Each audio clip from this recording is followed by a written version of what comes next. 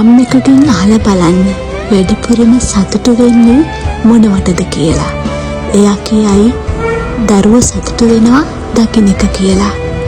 අම්මෙකුගෙන් අහලා බලන්න මුළු හිතින්ම පැතුවේ මොනවද කියලා.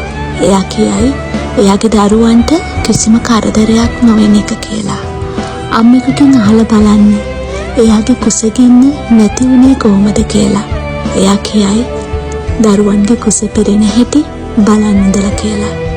අම්මෙකුගෙන් අහලා බලන්න දරා ගන්න අමාරුම මොකක්ද කියලා. එයා කියයි අනිත් අය නිකරුණේ Tamanගේ දරුවව හිතවන එක කියලා.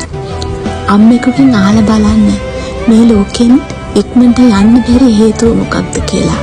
එයා කියයි Tamanගේ දරු පැටව අසරණ වෙනවා බලන්න අකමැතිකම කියලා. ඒ තමයි අම්මලා